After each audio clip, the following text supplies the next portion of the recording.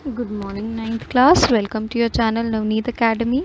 सो बच्चा, अब last video में आपने देख लिया कि हम फॉर्मूलाज को कैसे बनाते हैं, है ना। किसी भी कंपाउंड के फॉर्मूला को कैसे बनाया जाता है कि वाटर का H2O ही क्यों होता है, या कार्बन डाइऑक्साइड का CO2 ही क्यों होता है, या कैल्शियम ऑक्साइड का Ca2O ही क्यों होता है।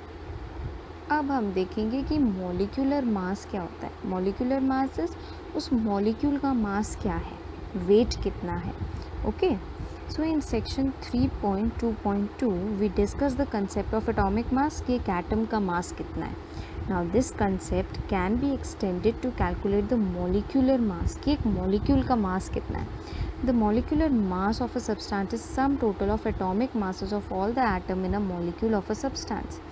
देखो, एक मॉलिक्यूल में जितने भी एटम्स हैं उनका मास कितना है। एटॉमिक मास में तो आपने क्या पढ़ा था कि खाली हाइड्रोजन एटम की अगर मैं बात करती हूँ तो इस हाइड्रोजन एटम का मास कितना है।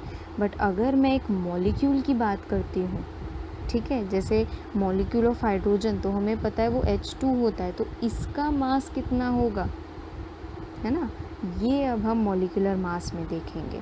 So it is therefore the relative mass of the molecule expressed in a atomic mass unit called U। इसको भी हम लोग U से रिप्रेजेंट करते हैं, जैसे हम लोग एटॉमिक मास को रिप्रेजेंट करते थे। चलो देख लेते हैं। So here we have the question number 1 which is calculate the relative molecular mass of water. You know, water is H2O, that means 2 atoms of hydrogen and 1 atom of oxygen। इतना तो सबको पता है। अब इसके लिए हमें एटॉमिक मास की भी ज़रूरत पड़ती है। Atomic mass of hydrogen is your 1 and atomic mass of oxygen is your 16U। ये तो आप लोग को पता ही है। So the molecular mass of water कितना हो जाएगा। देखो बेटा, हमारा फॉर्मूला होता है कि जितने नंबर ऑफ़ एटम्स हैं, नंबर ऑफ़ एटम्स उसमें इनटू में उसका atomic mass. So basically we have 2 atoms of hydrogen, so 2 into atomic mass of hydrogen कितना होता है 1, इसलिए हमने उसे 1 से मल्टीप्लाई कर दिया। देन प्लस हमारे पास दूसरा एटम कौन सा था, एक H दूसरा H, यानी 2H, तो हमने यहाँ 2 लिख दिए, इनटू में 1, प्लस हमारे पास थर्ड आइटम किसका था, ऑक्सीजन का था। कितने थे वो, एक था, तो 1 इंटू इसका एटॉमिक मास कितना है ऑक्सीजन का 16, तो बस नंबर ऑफ़ एटम्स इंटू में उसका मास, तो 2 इंटू 1 2 और 1 इंटू 16 16, तो 2 + 16 इज़ 18U। बस सिंपल सा निकल गया हमारा। सेम अगर इन्होंने पूछा है हमसे HNO3, तो अब इसमें 3 है। कौन कौन से, atomic mass of H, atomic mass of N और एटॉमिक मास ऑफ O, इन तीनों की ज़रूरत पड़ेगी हमें, है ना।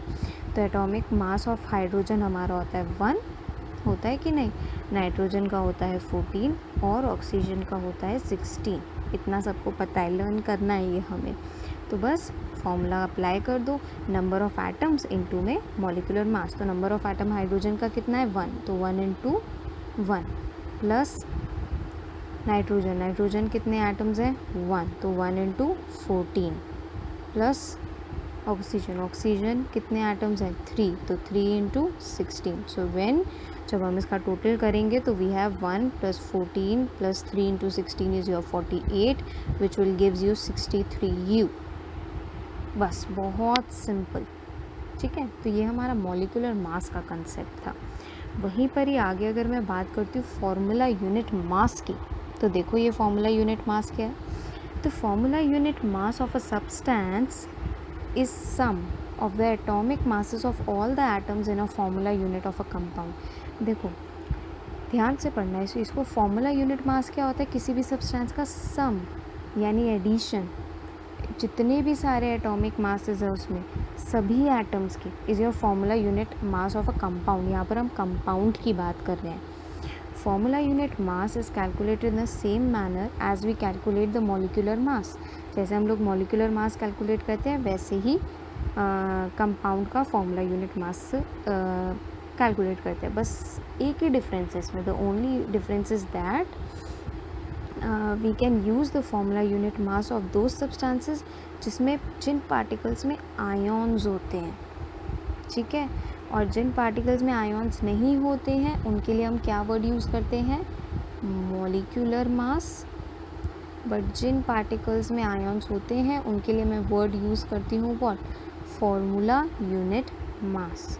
आई बात समझ में। For example your sodium chloride जिसमें आयोन्स होते हैं, है ना। अब इसके लिए मैं फॉर्मूला यूनिट मास निकालूंगी। तो सेम चीज़ देखो, Na कितने नंबर ऑफ एटम्स हैं, एक मिनट मैं इसको इरेज कर देती हूँ ताकि आप लोग को समझ में आ जाए। सी वी हैव NaCl, कितने एटम्स हैं Na के, 1। और Na का एटॉमिक मास कितना होता है, 23। प्लस क्लोरीन कितने एटम्स हैं, 1 plus into we have atomic mass of chlorine, atomic mass of chlorine is your 35.5। बस इन दोनों को ऐड कर दो, 23 प्लस 35.5 गिव्स यू 58.5 U। बस सिंपल सीधी सी बात, ठीक है। सेम फॉर्मूला है बट डिफरेंस क्या आएगा, हम फॉर्मूला यूनिट मास कब निकालेंगे, जब उस पार्टिकल्स में आयोन्स होंगे, और हम मॉलिक्यूलर मास कब निकालेंगे, when it does not contain any type of ions, may be cation और एनियंस। Okay, get it. देखो यहाँ पर आपको फॉर्मूला यूनिट मास निकालने के लिए दे रखा है। We have an example here, करते हैं चलो इसको। हमें बोल रखा है CaCl2 का निकालो, Ca सेम फॉर्मूला लगाते हैं चलो। नंबर ऑफ एटम कितना है, Ca 1 इंटू इसका एटॉमिक मास कितना है बताओ जल्दी। Very good, 40 into what, your Cl जो है यानी क्लोरीन। योर क्लोरीन के कितने एटम्स हैं यहाँ पर, 2 इंटू इसका अभी हमने ऊपर ही देखा कितना होता है atomic mass, 35.5। So when 40 plus 71 which gives you 111 U, okay 111 basically.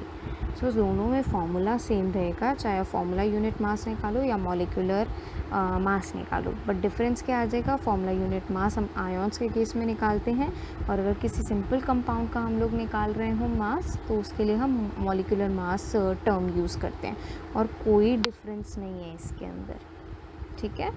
तो यहाँ पर हमने 2 टाइप के न्यूमेरिकल सीखे हैं बेसिकली। फर्स्ट, प्रीवियस वीडियो में हमने ये देखा कि हम ये फॉर्मूला कैसे बनाते हैं, यानी CaCl2 कैसे बना, है ना, कैल्शियम क्लोराइड। अब हमने ये देखा कि इसका मास कैसे निकालते हैं हम लोग, कि ये कितना भारी है, कितना ज़्यादा है, ठीक है।